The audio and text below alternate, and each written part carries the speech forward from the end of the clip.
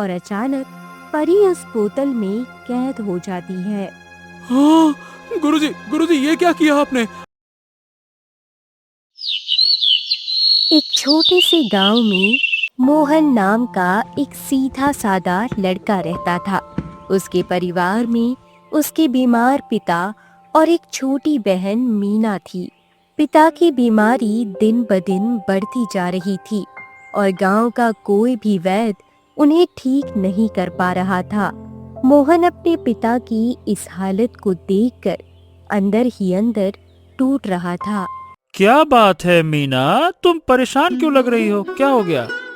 भैया, पिताजी की हालत आज बहुत ज्यादा खराब है। वो सुबह से लगातार खांस रहे हैं। उनकी बिगड़ती हालत देखकर मेरा कहीं भी मन नहीं लग रहा है। हाँ, तो हिम्मत मत हार मीना। मैं आज ही किसी और वैद्य को खोज कर लाता हूँ। शायद हमें इस बार कोई बहुत अच्छा वैद्य मिल जाए। लेकिन हमारे पास तो अब पैसे भी नहीं बचे हैं भैया। कोई वैद्य बिना पैसों के कैसे इलाज करेगा? आज के समय में बिना पैसों के कोई किसी के लिए खड़ा नहीं होता है। अरे तू ज्यादा मत सोच मीना, मैं कुछ भी करके पैसों का इंतजाम कर लूंगा। मैं खुद पिताजी को ऐसे तड़पते हुए नहीं देख सकता, तो चिंता मत कर, ठीक है? वो दर्द से कराह रहे हैं भैया। मुझे तो बहुत डर लग रहा है कि कहीं कुछ अनर्थ ना हो जाए। देख, मेरा विश्वास कर मीना, सब ठीक हो जाएगा। अरे मैं अपनी जान की बाजी लगा दूंगा, पर उन्हें कुछ नहीं होने दूंगा। हाँ। मोहन परेशान होकर गांव के एक पेड़ के नीचे बैठा था। तभी वहां गांव के सबसे बुजुर्ग इंसान दीनानाथ काका आ गए। उन्होंने मोहन के कंधे पर हाथ रखा। काका मोहन के परिवार की परेशानी अच्छे से जानते थे। अरे क्या बात है बेटा मोहन, तू इतना उदास क्यों बैठा है? सब ठीक तो है ना? हाँ, क्या बताऊं काका, पिताजी की तबीयत दिन ब दिन बिगड़ती जा रही है। मुझे तो कुछ समझ में नहीं आ रहा है कि मैं करूं तो क्या करूं। तो बेटा किसी अच्छे वैद्य को दिखा दो, वो ठीक हो जाएंगे। मैंने एक वैद्य जी से दवाई ली थी, लेकिन उसका कोई फायदा ही नहीं हुआ। अब दूसरे वैद्य जी के पास जाने के लिए पैसे ही नहीं है मेरे पास। इसीलिए मुझे कुछ समझ में नहीं आ रहा है कि मैं करूं तो क्या करूं, कैसे करूं, नहीं समझ में आ रहा। अरे बेटा, तूने गांव के बाहर वाले घने जंगल के बारे में सुना है ना? बेटा, वहाँ एक बहुत बड़े ऋषि रहते हैं। हाँ हाँ हाँ हाँ हाँ, मैंने सुना तो है काका, पर मैंने ये भी सुना है काका कि वो जंगल तो श्रापित है और वहां जाने वाला कभी लौट कर नहीं आता। अरे ये सब झूठी अफवाहें हैं बेटा। जो सच्चे मन से जाता है ना, उसकी मुराद जरूर पूरी होती है बेटा। उनके पास हर मर्ज की दवा है बेटा। अच्छा, लेकिन काका कुछ भी कहो, वो जंगल तो है बहुत खतरनाक। माने कि वहाँ जंगली जानवरों का डर भी तो रहता है ना। अरे बेटा, अपनों की जान बचाने के लिए जोखिम तो उठाना ही पड़ता है। अब फैसला तेरे हाथ में है कि तू क्या चुनता है। आप ठीक कह रहे हैं काका। मैं आज ही उस जंगल में जाऊंगा, चाहे मुझे किसी भी मुसीबत का सामना क्यों न करना पड़े। लेकिन मैं उन ऋषि से मिलकर क्या करूंगा, क्या कहूंगा उन्हें? अरे बेटा, उन ऋषि के पास हर समस्या का समाधान है और हर एक बीमारी की दवाई है बेटा। अगर तुम उन तक पहुंच गए ना, तो तुम्हें दवाई जरूर मिलेगी। हाँ, अरे मिलकर तो देखो, जाओ। मोहन ने बिना समय बर्बाद किए अपनी बहन को पिता का ध्यान रखने को कहा। उसने 2 वक्त का खाना बांधा और जंगल की ओर निकल पड़ा। जंगल बहुत ही घना और डरावना था। जैसे जैसे वो आगे बढ़ रहा था, रास्ता और भी मुश्किल होता जा रहा था। हाँ, अरे बाप रे बाप, ये जंगल तो बहुत ही अजीब और बहुत ही भयानक है। यहाँ तो दिन में भी रात जैसा अंधेरा लग रहा है। लेकिन कुछ भी हो जाए, मुझे डर कर पीछे नहीं हटना है। पिताजी की जान बचाने के लिए मुझे उन ऋषि को खोजना ही होगा।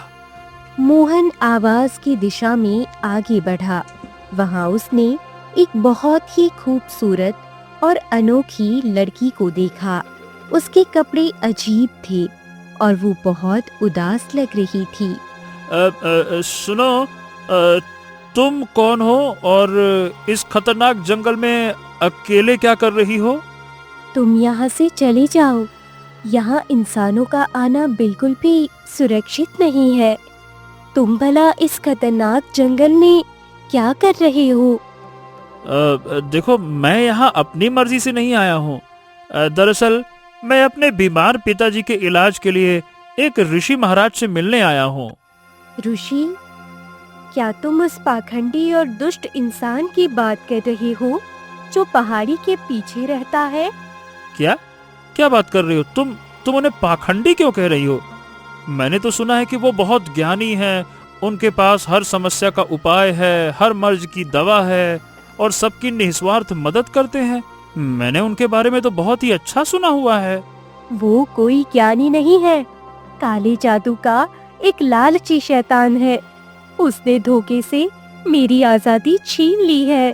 क्या बात कर रही हो? तुम्हारी आजादी छीन ली है? तुम्हारा मतलब क्या है?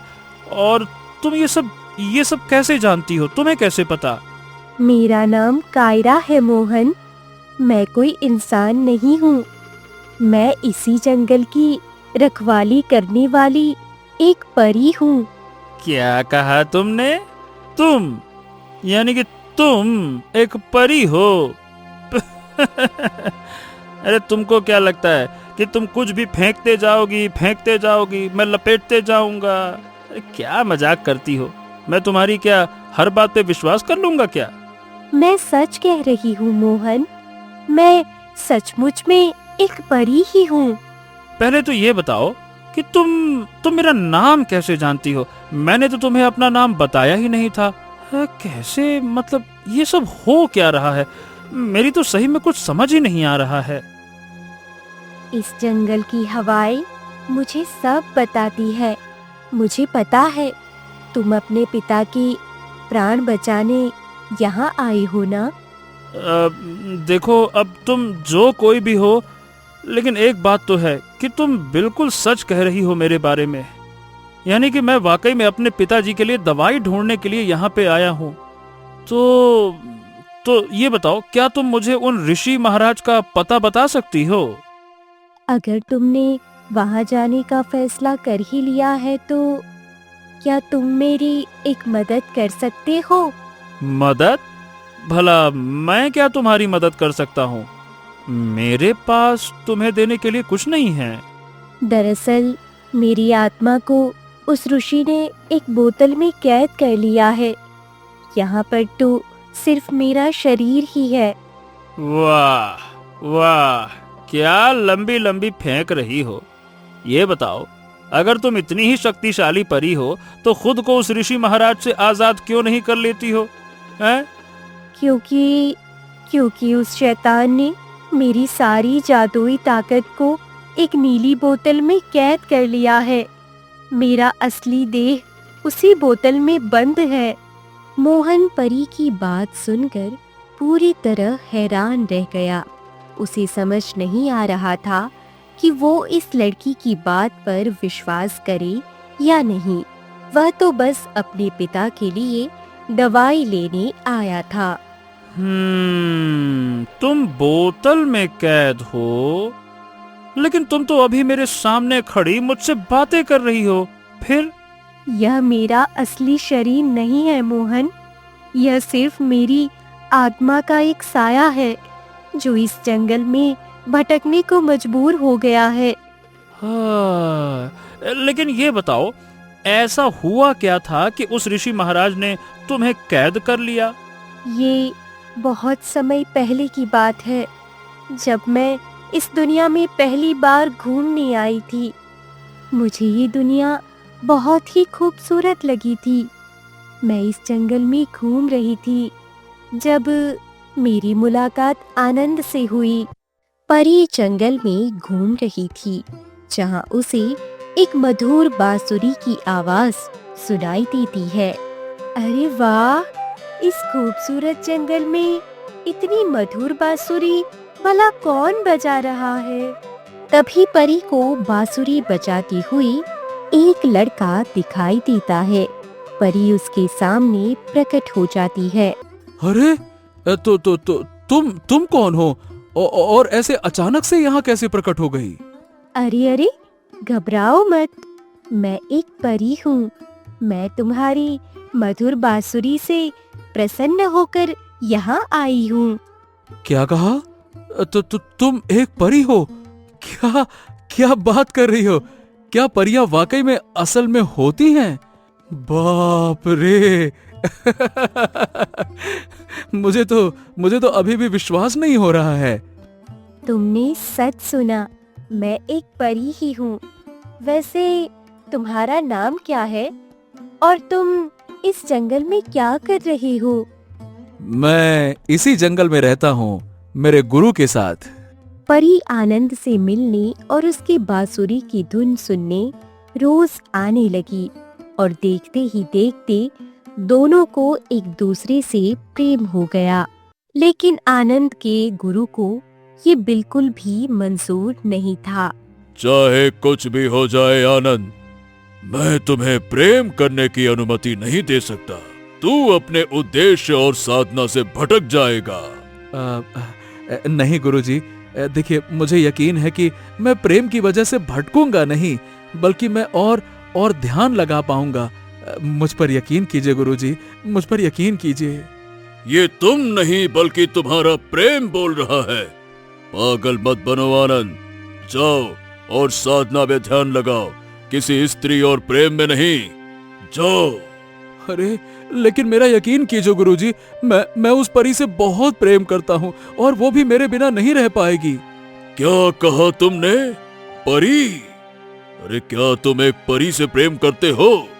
जी हाँ गुरुजी, वो एक बहुत ही खूबसूरत परी है जिसके पास कई सारी जादुई शक्तियाँ भी हैं। अरे तो तुम्हें हमें पहले बताना चाहिए था। ठीक है, एक काम करो, तुम उस परी को हमसे मिलाने के लिए यहाँ पर लेकर आओ। एक बार हम उससे मिलते हैं, फिर हम उसके बाद सोचेंगे। ठीक है, जाओ। तो ठीक है, मैं आपको परी से मिलाने के लिए कल ही लेकर आता हूँ। ठीक है। अगले दिन आनंद परी को ऋषि से मिलवाने लाता है। मुझे आपसे मिलकर बहुत अच्छा लगा गुरुजी। हमें भी तुमसे मिलकर काफी अच्छा लगा। ये बताओ, क्या सच में आनंद और तुम एक दूसरे को प्रेम करते हो? ये बात सच है गुरुजी, हम एक दूसरे से बहुत प्रेम करते हैं। तभी ऋषि एक बोतल लाते हैं और उसका ढक्कन खोलते हैं और अचानक परी उस बोतल में कैद हो जाती है। हाँ, गुरुजी ये क्या किया आपने? आपने परी को कैद क्यों कर लिया? क्योंकि मुझे उस परी की शक्तियाँ चाहिए ताकि मैं शक्तिशाली बन सकूं। क्या क्या कहा तुमने? मैं तुम्हें भगवान समझता रहा, लेकिन तुम तो शैतान निकले। हाँ हाँ हाँ हाँ, मैं शैतान ही हूँ आनंद, शैतान। तभी वो ऋषि अपने जादू से आनंद को हमेशा के लिए खत्म कर देता है और उसकी बांसुरी को अपने कब्जे में कर लेता है। परी की कहानी सुनकर मोहन काफी हैरान हो जाता है। बाप रे, वाकई में तुम्हारे साथ सच में बहुत बुरा हुआ। लेकिन मुझे ना ये सब सुनकर बहुत बहुत अजीब लग रहा है। मोहन, अब तो तुम्हें मुझ पर यकीन हुआ ना? हाँ, ये सब मेरी समझ से बाहर की बातें हैं। मुझे इन सब में नहीं पड़ना है। देखो, मुझे बस अपने पिता की जान बचानी है, बस। अगर तुम मेरी मदद करके उस बोतल को खोल दोगे तो मैं कसम खाती हूँ कि मैं तुम्हारे पिता को पूरी तरह स्वस्थ कर दूंगी। अरे लेकिन मैं तुम्हारी मदद कैसे कर सकता हूँ? एक बार मेरी तरफ देखो तो सही। मैं बस एक सीधा साधा गांव का लड़का हूँ, कोई शक्तिशाली महाराज या फिर जादूगर नहीं हूँ मैं। तुम्हें बस उस ऋषि की कुटिया में जाकर उस नीली बोतल का ढक्कन खोलना है। बस इतना सा ही काम करना है। ओफो, ये बताओ, अगर उस खतरनाक ऋषि ने मुझे ऐसा करते हुए देख लिया तो वो तो मुझे जिंदा भी नहीं छोड़ेगा। फिर तो मैं भी गया, और पिताजी का क्या? मोहन, तुम्हें बहुत सावधानी और सूझबूझ से काम करना होगा। वो ऋषि सच में बहुत ताकतवर और जालिम है। मोहन एक गहरी सोच में डूब गया। एक तरफ उसके पिता की जान थी और दूसरी तरफ यह रहस्यमयी लड़की। उसे फैसला करना था कि आगे क्या कदम उठाया जाए। ठीक है, चलो ठीक है, मैं तुम्हारी बात पर विचार करूंगा, लेकिन पहले मुझे उस ऋषि से मिलकर दवाई मांगनी होगी। वो तुम्हें कोई दवाई नहीं देगा मोहन। वो सिर्फ अपने मतलब के लिए तुम्हारा इस्तेमाल करेगा। देखो, मुझे एक बार तो अपनी आंखों से सब कुछ देखना ही होगा ना। मैं सीधे सीधे तुम्हारी बात पर कैसे यकीन कर लूं? तुम्हारी मर्जी मोहन, लेकिन मेरी चेतावनी याद रखना। उस दुष्ट की किसी भी मीठी बात पर विश्वास मत करना। परी से बात करने के बाद मोहन आगे बढ़ गया। कुछ ही दूरी पर उसे एक पुरानी कुटिया दिखाई दी। कुटिया के बाहर धुआं उठ रहा था और एक अजीब सी गंध आ रही थी। मोहन समझ गया कि यही ऋषि का आश्रम है। वो उस कुटिया के अंदर जाता है। प्रणाम महात्मा जी। महात्मा जी, पैर छूकर आशीर्वाद चाहूंगा। महात्मा जी, मैं गांव से बहुत लंबी यात्रा करके बड़ी उम्मीद के साथ आपके पास आया हूँ। आओ बेटा मोहन, आओ। मुझे अपनी सिद्धियों से पता था कि तुम यहाँ पर हमारे पास जरूर आओगे। हैं?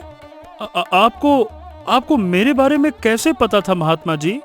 मुझे सब पता होता है बेटा। मुझे ये सिद्धियां ऐसे ही थोड़ी मिली हैं। हाँ, मेरे पिता बहुत बीमार हैं और मौत की कगार पर है महाराज। मैंने उन्हें वैद्य को भी दिखाया, लेकिन उससे कुछ नहीं हुआ। उनकी तबीयत बल्कि और बिगड़ती जा रही है। समझ नहीं आ रहा कि क्या करूं। मेरे पास हर सवाल का जवाब है और दुनिया की हर बीमारी का अचूक इलाज मौजूद है। तुम बिल्कुल चिंता मत करो। क्या सच में महाराज? मुझे विश्वास नहीं हो रहा है कि मेरे पिताजी वाकई में ठीक हो जाएंगे। मैं बिल्कुल ठीक कर दूंगा बेटा। तुम्हें चिंता करने की कोई आवश्यकता नहीं है। मैं हूं ना बेटा। ऋषि देखने में बहुत शांत लग रहा था। उसकी लंबी दाढ़ी और माथे पर बड़ा सा तिलक था। मोहन को परी की बातें अब झूठ लगने लगी थी। यह ऋषि को बहुत ही भला इंसान समझ रहा था। क्या आप सच में मेरे पिता को मौत के मुंह से बाहर निकाल सकते हैं? देखिए, मेरे पास आपको देने के लिए एक भी धन नहीं है। बेटा, मुझे तुम्हारा धन नहीं चाहिए। मैं तो बस इस दुनिया से लोगों का दुख और पीड़ा दूर करना चाहता हूँ। मैं यही काम करके संतुष्ट हूँ। आपका दिल बहुत बड़ा है महाराज जी। गांव वाले सच कहते थे कि आप साक्षात भगवान का रूप है, लेकिन आज साक्षात मैंने देख लिया। मुझे अपनी आंखों से देखकर विश्वास हो गया। हाँ, ये तो मेरा कर्तव्य है बेटा। लेकिन एक बात ध्यान रखना बेटा, इस जंगल में एक मायावी और खून की प्यासी चुड़ैल का साया है। हैं? मायावी चुड़ैल? वो कैसी दिखती है और वो करती क्या है? ऋषि की बात सुनकर मोहन चौंक गया। उसे तुरंत उस लड़की की याद आ गई जो उसे रास्ते में मिली थी। ऋषि के कुटिया के अंदर जाकर एक छोटी सी शीशी निकाली। मोहन की नजर कुटिया के कोने में रखी हुई एक नीली जादुई बोतल पर भी गई। महात्मा जी, माने कि क्या उस चुड़ैल ने कभी आपको भी कोई नुकसान पहुंचाने की कोशिश की थी क्या? हाँ बेटा, उसने मेरे ध्यान को भी भंग करने की कोशिश की थी। इसीलिए मैंने अपने कठोर तप से उसे उस नीली बोतल में कैद कर दिया है। ओ, तो यानी कि वो लड़की सच में एक दुष्ट चुड़ैल ही है। उसने अभी रास्ते में मुझे भी रोकने की कोशिश की थी महाराज। बेटा, वो बहुत ही चालाक और धोखेबाज है। उसकी मासूमियत सिर्फ एक छलावा है। उस पर कभी विश्वास मत करना। ऋषि ने मोहन को वह छोटी शीशी दे दी। मोहन ने शीशी ली और कुटिया से बाहर आ गया। उसके दिमाग में अब बहुत बड़ा तूफान चल रहा था। एक तरफ ऋषि की बातें थी और दूसरी तरफ उस लड़की की मासूमियत। मुझे अब क्या करना चाहिए? क्या सच में वो लड़की चुड़ैल है जो मुझे फंसाना चाहती है? क्योंकि ऋषि महाराज तो बहुत अच्छे और बहुत शांत लग रहे थे। उन्होंने मुझे बिना किसी स्वार्थ के इतनी कीमती दवाई भी दे दी। मुझे बिना सोचे चुपचाप घर लौट जाना चाहिए। पिताजी दर्द में मेरा इंतजार कर रहे होंगे। पहले पिताजी को ठीक करना चाहिए। मोहन दवाई लेकर गांव की तरफ लौटने लगा। रास्ते में वह बहुत उलझन में था। तभी उसे सामने से रामू काका आते हुए दिखाई दिए। रामू काका इसी जंगल में लकड़ियां काटने का काम करते थे और जंगल को अच्छे से जानते थे। अरे मोहन बेटा, बेटा तू इस भयानक जंगल में इतनी दूर अपनी जान जोखिम में डालकर क्या कर रहा है? अरे काका, मैं उस पहाड़ी वाले ऋषि महात्मा के पास से आ रहा हूँ। पिताजी के लिए दवाई लेने गया था ना। क्या कहा तूने? ऋषि? अरे तूने उस ढोंगी और काले जादू के शैतान से दवाई ली है क्या? अरे तू जानता भी है कि तूने कितना बड़ा अनर्थ किया है। क्या? आप ऐसा क्यों कह रहे हैं रामू काका? उन्होंने तो बिना कुछ मांगे मेरी बहुत बड़ी मदद की है। दवाई दे दी है, जड़ी बूटी दे दी है, और आप उन ऋषि महाराज के बारे में गलतफहमी पाले हुए हैं। ऐसा क्यों कह रहे हैं आप? रामू काका ने मोहन के हाथ में वह शीशी देखी और उनके चेहरे पर डर साफ नजर आने लगा। उन्होंने मोहन को किनारे खींचा। काका की आंखों में एक पुरानी और खौफनाक याद ताजा हो गई थी। अरे बेटा, ऐसा है कि वो कोई पवित्र ऋषि नहीं है। वो तो इस जंगल का सबसे बड़ा मायावी और खूंखार शैतान है। उसकी बातों में मत आओ बेटा। क्या आप भी एक ऐसी बहकी बहकी बातें कर रहे हैं काका? उन्होंने तो खुद एक दुष्ट चुड़ैल को अपनी कुटिया में कैद करके रखा है। वो तो मानवता की भलाई के लिए काम कर रहे हैं और आप उनके बारे में उल्टी सीधी बातें कर रहे हैं। क्या काका?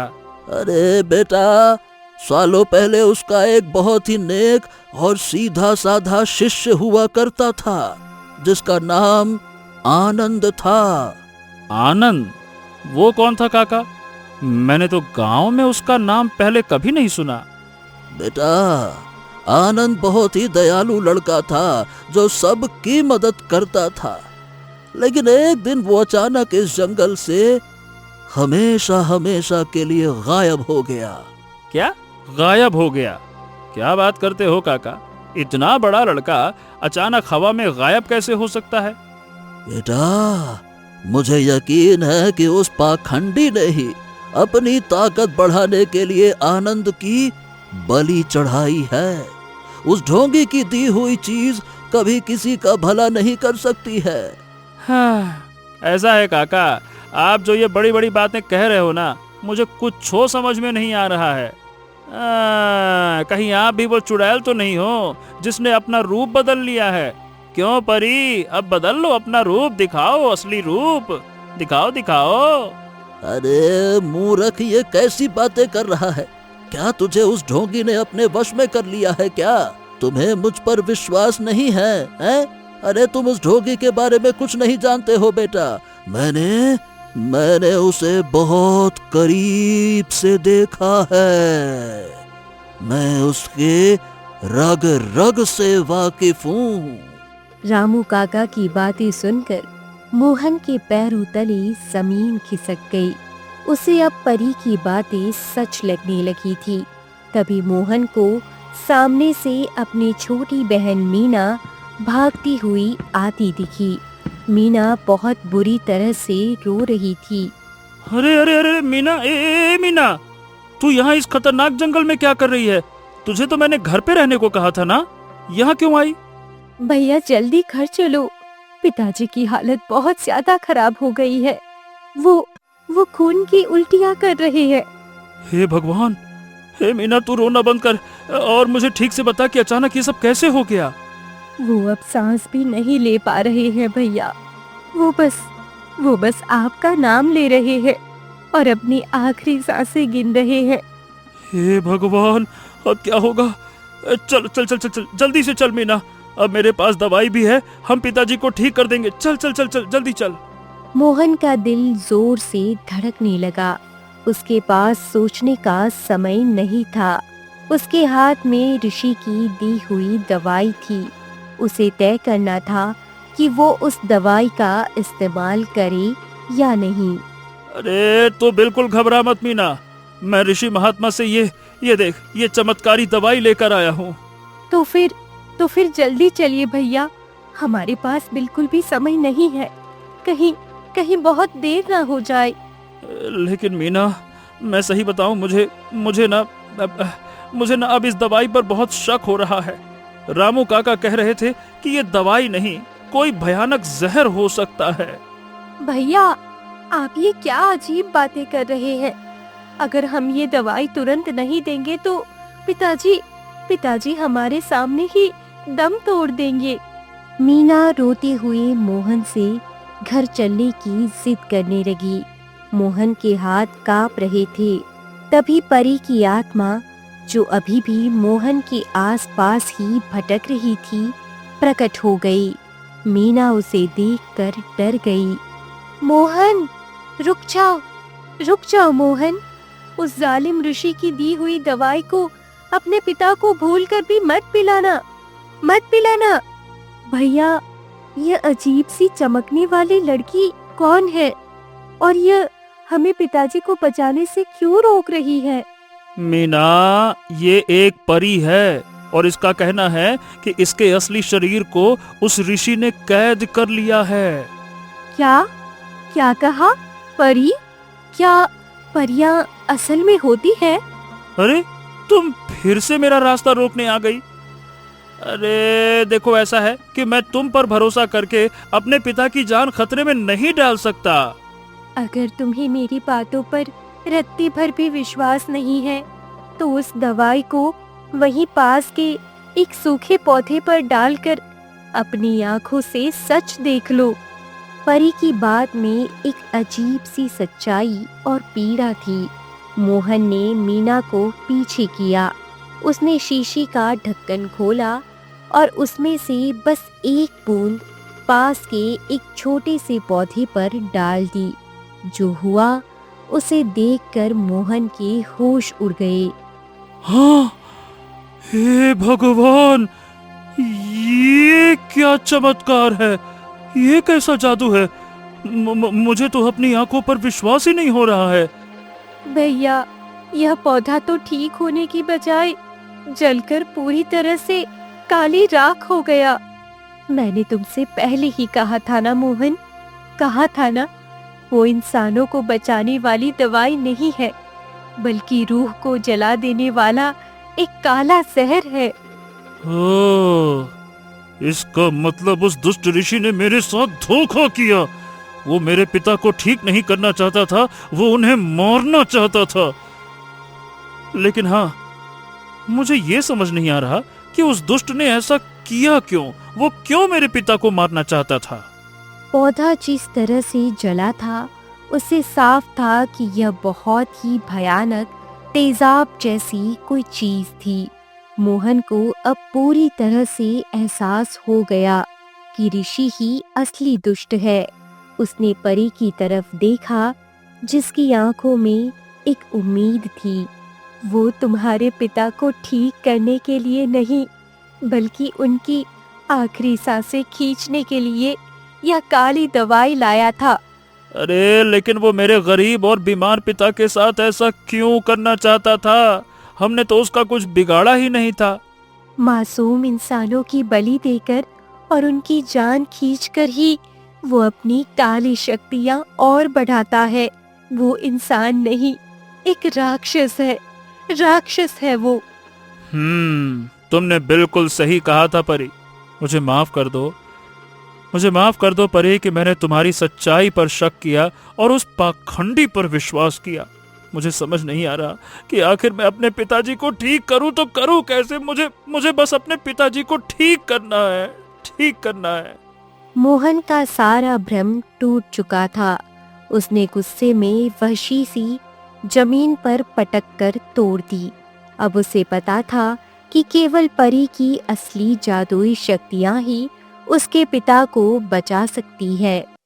मीना, तुम तुरंत यहाँ से घर जाओ और पिताजी का माथा सहलाओ। मैं बस थोड़ी देर में आ रहा हूँ। और हाँ, गीली पट्टी रख देना उनके सर पे। बेचारे खांस रहे और मुझे समझ नहीं आ रहा कि मैं क्या करूँ। तू जा मीना, जा जा, घर जा। लेकिन भैया, आप उस दुष्ट के पास वापस कहाँ जा रहे हैं? अब पिताजी को उस दर्द से कौन बचाएगा? मीना, मैं पिताजी की जान बचाने का एकदम असली और पक्का रास्ता ढूंढने जा रहा हूँ। तू बस घर जा, पर हिम्मत रखकर इंतजार करना, ठीक है? मैं आता हूँ। भाग के जा, जा जा जा जा। नहीं भैया, नहीं। मैं पहले ही पिताजी को देखकर ही टूट चुकी हूँ। अब मैं आपको नहीं खो सकती हूँ भैया। मीना, मेरे पास कोई दूसरा रास्ता नहीं है। तू समझ मेरी बहन, घर जा, तू जा। तुम अब अकेले क्या करोगे मोहन? वो ऋषि बहुत ताकतवर है और वो तुम्हें कच्चा चबा जाएगा। ठीक है, मैं आज तुम्हें उस जादुई बोतल से आजाद करके ही दम लूंगा। मुझे बस ये बताओ कि मुझे अंदर जाकर करना क्या है। मोहन अपनी बहन मीना को घर भेजकर वापस ऋषि की कुटिया की तरफ दौड़ पड़ा। वह गुस्से और दृढ़ निश्चय से भरा हुआ था। कुटिया के पास पहुंचकर वह एक बड़े पेड़ के पीछे छिप गया। उसने देखा कि ऋषि अपनी आंखें बंद करके ध्यान में बैठा था। परी, वो पाखंडी ऋषि तो कुटिया के बिल्कुल बीचों बीच बैठा है। मैं उसके सामने से अंदर कैसे जाऊंगा? देखो तो। तुम्हें बहुत होशियारी से और बिना कोई आवाज किए काम लेना होगा। कुटिया के पीछे से एक छोटा सा रास्ता सीधे अंदर जाता है। अरे, अगर उस शैतान की आंखें खुल गईं और उसने मुझे देख लिया तो वो तो मुझे भी उसी पौधे की तरह भस्म कर देगा। फिर? तुम्हारा इरादा सच्चा है और तुम निस्वार्थ हो मोहन। तुम्हारी सच्ची हिम्मत के आगे उसके काले जादू की कोई औकात भी नहीं है। वो नहीं टिक सकती। चलो ठीक है, मैं अंदर तो चला जाऊंगा, लेकिन मैं उसके सामने से वो नीली बोतल कैसे उठाऊंगा? देखो मोहन, तुम्हें कुटिया के एक कोने में एक बहुत ही पुरानी बांसुरी दिखेगी। तुम्हें बस उस बांसुरी को अपने हाथों में उठाना है। परी की आवाज में एक अजीब सा दर्द था। मोहन कुटिया के पीछे गया और एक छोटी सी खिड़की से अंदर घुस गया। ऋषि अभी भी गहरे ध्यान में था और उसके सामने वही नीली जादुई बोतल रखी थी। कुटिया के अंदर भयानक सन्नाटा था। हाँ, मुझे अपनी सांसें भी धीमी लेनी चाहिए। अगर मेरी थोड़ी सी भी आहट हुई तो सब कुछ हमेशा के लिए खत्म हो जाएगा। वो रही बांसुरी। वो तो मिट्टी में सनी हुई और बहुत ही पुरानी लग रही है। यह बांसुरी आनंद की है मोहन। वो इस बांसुरी को बहुत प्यार से बजाया करता था और इसकी धुन पूरे जंगल में गूंजती थी। पर उस बांसुरी तक पहुंचने के बाद मुझे क्या करना होगा? तुम्हें बिना डरे इस बांसुरी को जोर से बजाना होगा मोहन। बस यही एक रास्ता है उस शैतान का ध्यान भटकाने का। लेकिन अगर मैंने बांसुरी बजाई तो ऋषि तो तुरंत जाग जाएगा। वो सीधा मुझ पर अपनी काली शक्तियों से वार करेगा। वो तुम पर वार नहीं करेगा मोहन। इस बांसुरी की धुन उसे उसके सबसे बड़े पाप की याद दिलाएगी और वो डर जाएगा। ठीक है परी, मैं अपने पिता और तुम्हारे लिए ये सबसे बड़ा जोखिम उठाने को तैयार हूँ। तुम बिल्कुल फिक्र मत करो, ठीक है? मोहन ने दबे पांव चलकर वह पुरानी बांसुरी उठा ली। उसके हाथ थोड़े कांप रहे थे। ऋषि की भयानक शक्ल देखकर उसे डर लग रहा था, लेकिन अपने पिता और परी के लिए उसे यह जोखिम उठाना ही था। हे भगवान, मेरी और मेरे परिवार की रक्षा करना। पिताजी का जीवन अब मेरी इन आखिरी कोशिशों पर निर्भर है। मुझे बिना किसी डर के पूरे विश्वास के साथ इस बांसुरी को बजाना होगा। मोहन ने एक गहरी सांस ली और बांसुरी को अपने होठों से लगा लिया। उसने एक बहुत ही मीठी और सुरीली धुन बजानी शुरू की।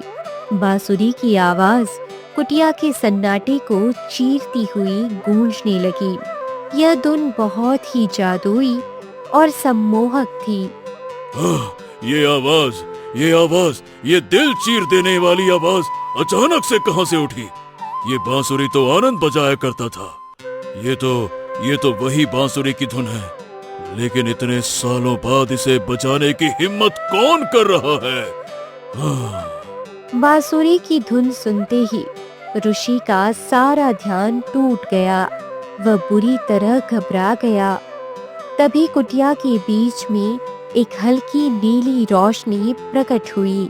वह रोशनी धीरे धीरे एक इंसान के आकार में बदलने लगी। नहीं, ये कभी नहीं हो सकता। तुम मौत के मुंह से कैसे वापस आ सकते हो? कैसे? मैंने तुम्हें अपनी शक्तियों से हमेशा के लिए राख कर दिया था। तुम तुरंत यहाँ से चले जाओ यहाँ से। बांसुरी की आवाज से वहाँ आनंद की आत्मा उस नीली रोशनी के रूप में प्रकट हुई थी। आनंद की आत्मा ने कुछ नहीं कहा, बस शांत और उदास आंखों से ऋषि की तरफ देखा। अपने शिष्य की आत्मा को देखकर, यही सबसे सही मौका है।